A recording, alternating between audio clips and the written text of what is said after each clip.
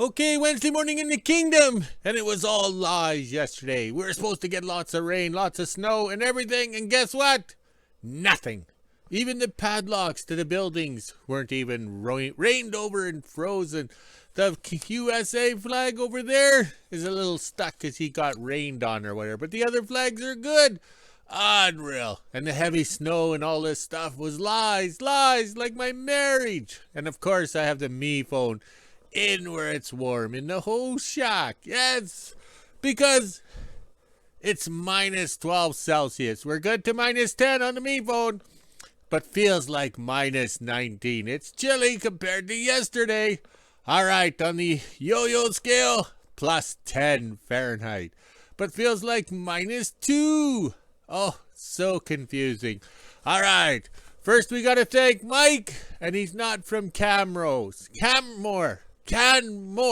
Mike from Canmore. If you know that saying, you are a true Canadian and had a good childhood growing up to the Canadian Air Force, the comedy team. Yes! This is what Mike sent us yesterday in that care package. Yes!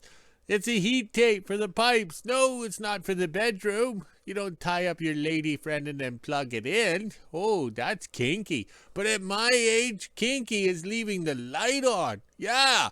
Because if you leave the light on, it kind of ruins the mood. Yeah, because our beautiful bodies aren't beautiful anymore as you age for some reason. Yes, look at my teeth so you can imagine what the rest of my body looks like. All right, but we're going to do a demonstration with the heat tape for the Australian friends, because I doubt they'll have this down there.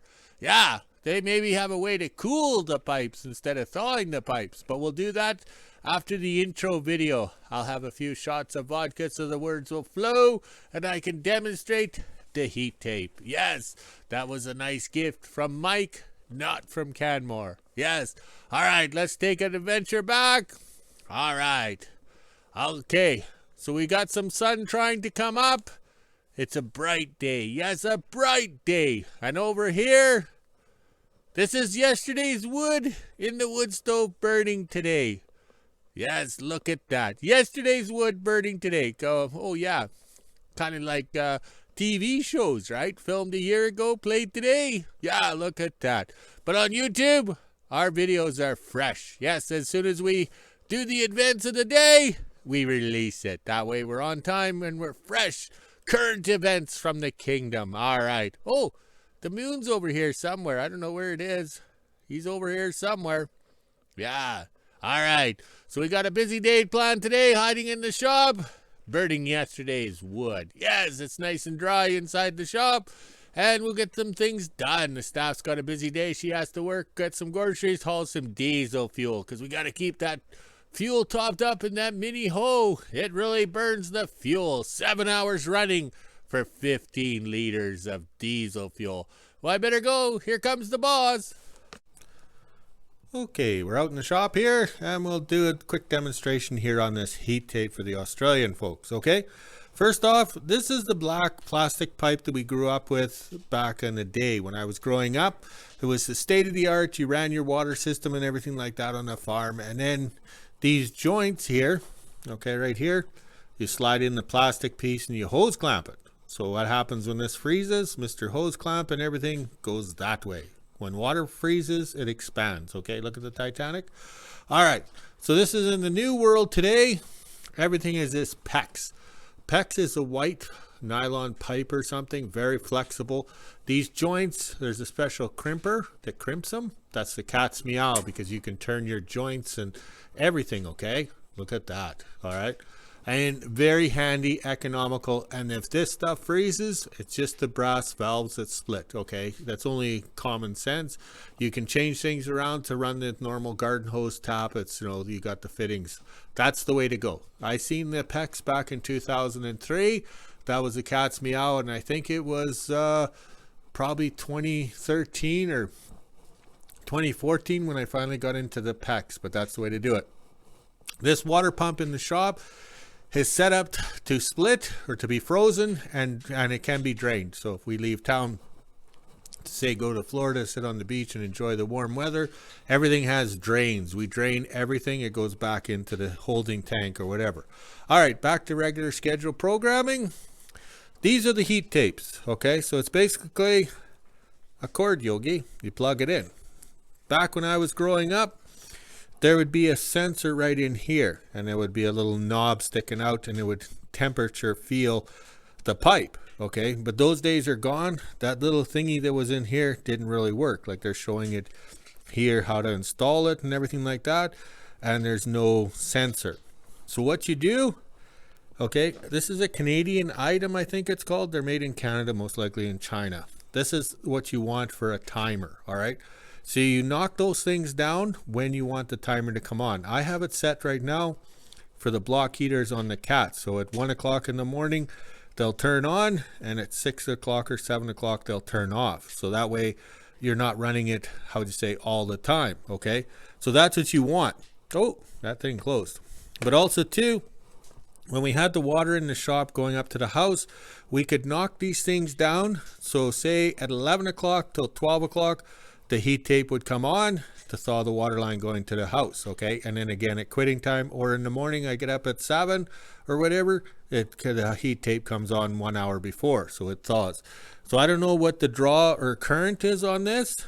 Okay, here we have all the codes and everything, because everything in Canada has the, how would you say, usage or voltage or whatever and stuff like that. Plus the instructions give you a fair amount. I imagine this will draw a fair amount of current, which is only normal.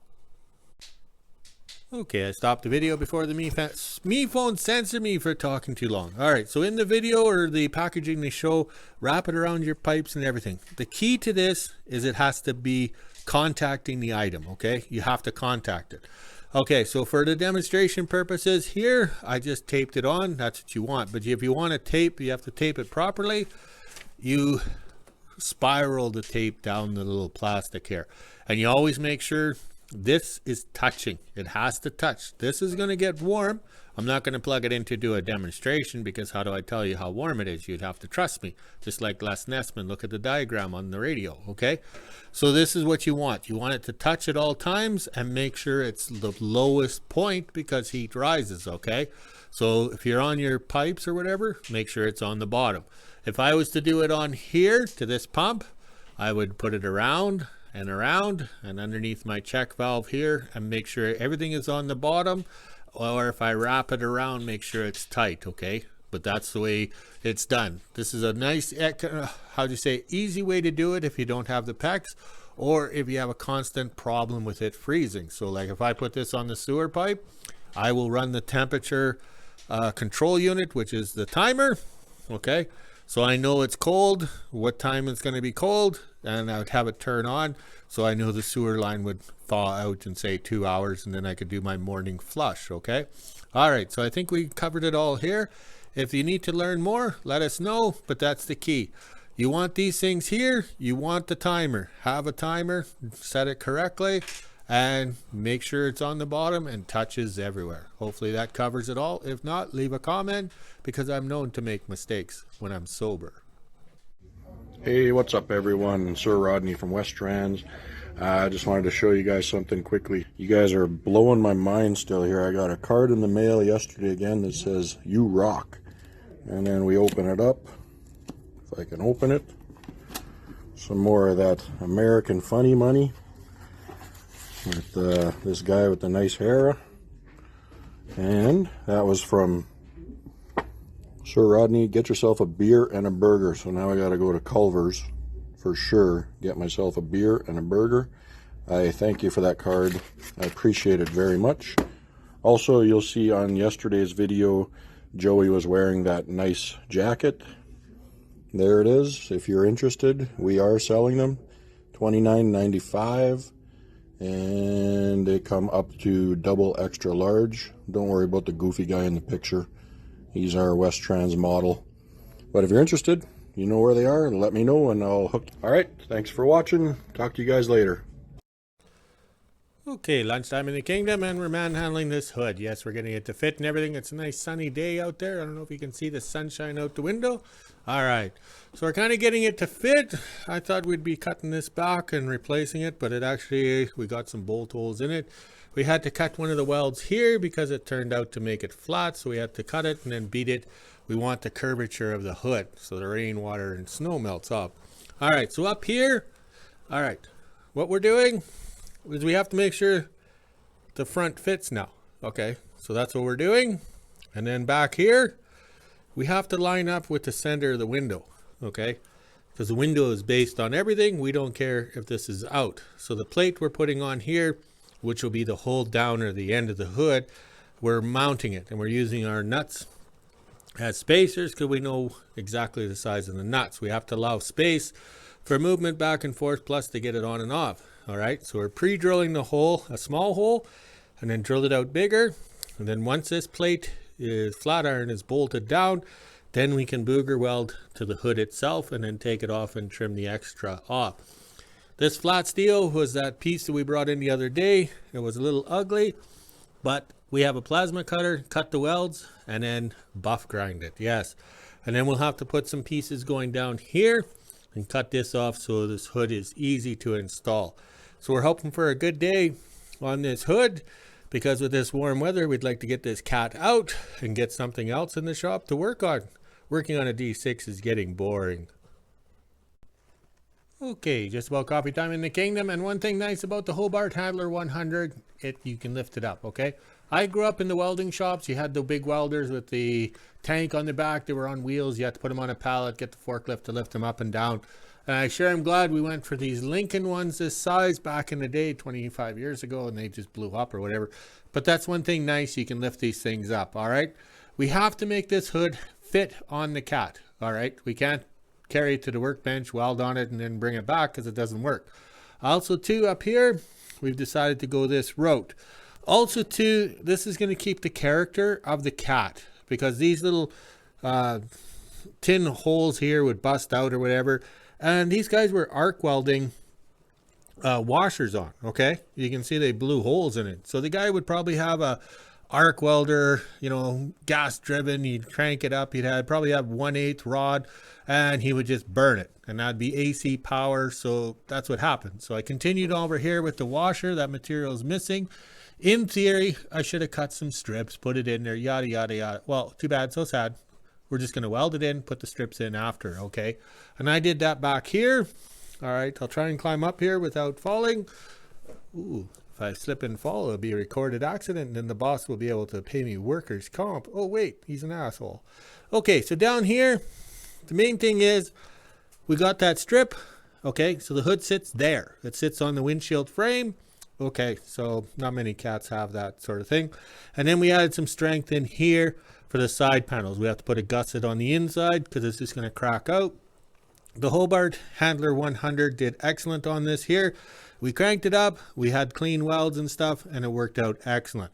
And then we weld, heat and beat or hammer it down and get it to lay flat and that kind of stuff. So now we can take the hood off and then start working on this rod here. Okay, we're going to start that. Oh, there's the rod right there, and incorporate it in here for strength, okay? Because we can't bend the hood anymore or do anything more to the hood because it springs back into its original form of being a flat beat up piece of steel. So if we weld the rod on, we should be able to get some texture or contour to the hood. Okay, I spent an hour of my life enjoying the drills here. So you drill your pilot hole with the small one and you chase the hole out with the big one. Okay, and have 2 extension cords going so you don't have to keep unplugging and plugging in. All right, so one of the joys of Caterpillar is the hood bolts onto the cast iron top tank of the rat. All right, this is a funny casting. It's soft, very soft. I don't know if we can see it here, but there's a hairline crack right there. I don't know, can you see that, Les Nessman? Okay, probably too bright. Okay, so the problem we have is the hood actually shears the bolts off, okay? Because you got this hard nose on here with the hydraulics. So you're bombing along, you hit a rock or whatever. It does send a jar back to the radiator and everything, which is normal, okay? So the bolts actually get sheared off. All right. So that's the trick is on this here. Some of these holes go right down. Some of them have a bolt stuck in them. So 3 of them had a bolt sheared off down there. So I was able to drill them out. And these are these reverse ones. You screw them in or whatever and it comes out. All right, that's what you want. I don't know, they're left-handed easy outs, I guess. So to drill it out, you have to have your, how would you say, your starter one here, which is the long taper, and then keep going here, and this is the bottoming tap here. So I just kept them in this row, and that's the way I did it. And I have to be very careful because this actually goes right into the rod. So you can see the antifreeze down there. Can you see that, Les Nessman? Okay. All right, so you have to be very careful. And then when I do put this back together, the 3 half-inch bolts, okay. All right, come on, there. I will put gasket glue all over these bolts. And then I'll put gasket glue around in here. So when the hood comes down, it seals it, because that's the only way. But also too, the antifreeze never gets this high. The antifreeze probably stays about here, because when you take the top off, there's a plate there that they say you have to. So the antifreeze is here. It's just when you get into rough conditions, or you flip the cat on its side or upside down, that's where the antifreeze comes out, the holes here and stuff like that. Okay, that's just a minor detail. So that was an hour well spent. Now I have the good bolts to go in there. And also too, we don't put, how would you say, grade 8s or a heavy duty bolt in here, because if the bolt shears off or anything, how do you get it out? So we go for the lower grade bolt, and then we can drill and tap it out. All right. Also too, with the hood off, I'll be going down there and greasing that water pump. I just said it in the video, so now I've just reminded myself, working smarter, not harder. Wednesday morning in WHO-ville, and it's just after 7:30 a.m. I've been up since about 5 on and off using the bathroom and coughing and wheezing. I'm still not feeling the greatest, but I will try and go to work this morning. Now it's time to head inside, let the dogs out, and get ready for work at 8:30. Just after 8:30 and I'm getting ready to head to work. As you can see, the sunrise is peeking out behind the clouds. It is pretty windy out there this morning as well, and it's a lot colder than yesterday. I didn't look at the temperature, but I will when I head inside. Now it's time to let the dogs back in and get to work. Almost 1 o'clock and I'm getting ready to head back to work. It was a pretty good morning. I just had soup and a sandwich for lunch since I'm still not feeling good, so let's let the dogs back in and get to work. 4 o'clock and I made it back from work and got the skidoo out. Now I have to take these jerry cans up and fill them with some diesel, and then I can bring them back here and go back uptown again and go do some shopping. I'm pretty sure there's some stuff on sale, so I want to grab that before it's all gone. It's actually still pretty nice out here, so I better get going. 4:30 and I just finished shopping for the 2 bags and the carton of eggs. It was $137. The eggs themselves here about $37. Now it's time to head on over to the Kingdom and drop everything off. Almost 5 o'clock and I'm just finishing up in the Kingdom. I wasn't able to get fuel today because the pumps were down, so I'll just try again tomorrow, but I did get to go shopping and grab a few things that were on sale. This right here is getting sent down to Sir Rodney down at West Trans, so hopefully he gets that within the next couple days / before the weekend. Now let's head back into WHO-ville and do the weather. Little after 5 and I just made it back from the Kingdom. Now it's time to put the skidoo away, let the dogs out, and do the weather. I'm not going to get a fire going today because it's still pretty warm, and since I'm sick, I'm still sweating out all my cold, so I don't want to get a fire going just to sweat even more. 5:30 and this is the temperature we're sitting at today. It's negative 11 degrees Celsius, which is 12 degrees Fahrenheit. We have the feels like on the bottom. I am not feeling very well, so I think I'm going to lay down for a bit. And as you can see, the sunset is pretty much gone. We just got a little bit of it left. So let's head inside, let the dogs back in because I can hear them crying, and end my day. Okay, 5 o'clock and we're going to keep going. We're having good luck here. We got the hood on the workbench and we're getting it done. Okay, so we got the round rod here. Okay. And this is the way it works out because we are a little short, just like on the honeymoon. But that's okay. I pre-planned everything and it's actually working out good. So we're getting the pieces to fit. Okay, so the workbench vise is under there. Oh, this is just unreal. Okay, bear with me. Okay, the vise is under there. So we're happening to use this over here. This is what we're using for bending. All right. Improvise, adapt, and overcome. So that's giving us the bends right here to get this to go. And the stick over here, the guide stick, is fitting. All right. So what we're doing to weld, okay, we have to have this smooth because when we take the hood off to fix the spark plugs or whatever, oh, that's the IH cats. All right, we will be working on this thing in the winter, and our gloves, our winter gloves, you know, are expensive, so we don't want to cut them. So what we're doing with the Hobart Handler 100 with the gasless wire, okay, is this is thick. Okay, this is what it is. It's thick. So get the weld here and drop it down. Weld, drop, puddle, drop, puddle, drop. Okay, and then over here we had too much material sticking out, so we were just hitting it and pulling it down to get it to flow. So that's how we keep it kind of even. So you don't have to get the grinder out or anything like that, because you can actually take the material that's there and work it. If you're short material, make your puddles longer or whatever. And then over here, these are where the clamp bolts are. So we can't have the round rod because we'll be right back the way it was. What we'll do is we'll put a flat plate here or give it some strength so it doesn't crack out, in theory. All right. Okay, so I should get back to welding because my video narration is not that good. Maybe I should have some more vodka. Okay, for some reason the second side is always the easier side, but this will give you an idea what we're working with. The rod is put on here to give it a visual reference, okay? We don't go by the heights of this stuff because everything has changed. You can see it, like there's a lot of material here, it's a low spot here. But as I weld it, I can bring this down and I can fill this in. So it's gonna give it a curb appeal, I guess you'd say. And then over here, all right, I'll switch hands. Okay, all right. So here we go. This has to fit in here, okay? See, like that, all right? And then you get the sheet metal to conform to the rod. And all I was doing is I put some purple marks on it and I was sticking it in the hole here and then hit it with the hammer, okay? So that's how I got my bends, all right? But the main thing is the rod has to look, where is it here?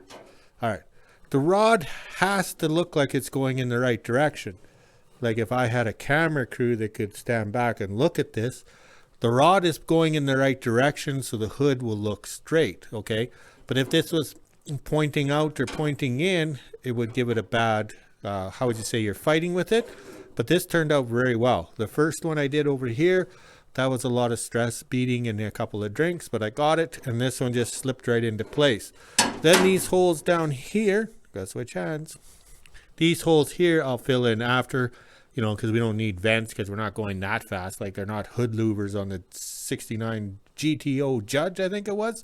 Yeah, that was the car from two-lane blacktop with the 55 Chevy that went over to be in American Graffiti. But the GTO Judge was very popular. All right, let's get some welding done here.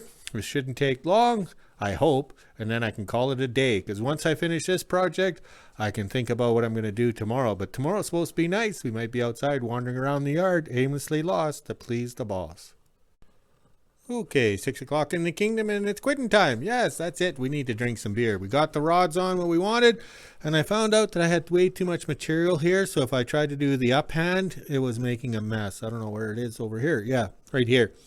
I found if I went to downhand, yeah, do the weave down, and it worked out really well. Also too, I'm learning with this MIG welder here on gasless, okay, all the splatter sticks to the end there, and then as the rod's coming out or the wire comes out, it kind of jams up. So you got to kind of stop and clean our tip off or whatever, but that's a learning curve. Stop, have a sip, and keep welding. So we'll have to put some plates in here for strength, and then we have to do some more welding or figure this out here, seeing as how that was vaporized, okay? And then back here, any place where we have the thick material, like right here and down in here, we'll do the stick weld with the buzz box, and it'll be the 7018 on the 3/32 rod. All right, let's go check on the flags to see how they're doing. Okay, I'm on the ball tonight. Got the yard light plugged in. The wood stove is stocked up to burn all night. Smolder away. Look at the clear skies. Yes. Oh, I got a burp. But we should be cold. Yes, you should be cold and clear skies. I don't know what's happening with the weather in this climate. We'll have to consult with the Swedish kid. Maybe I'll invite her over for a visit to the kingdom. Yes, and then I'll have to have the Swedish flag hanging on the tank. Oh, we'll have to get Sir Rodney to get us a Swedish flag. Yes, that'll be a good thing. All right, let's go walk the dogs, drink some beer, and make a video. Talk to you later.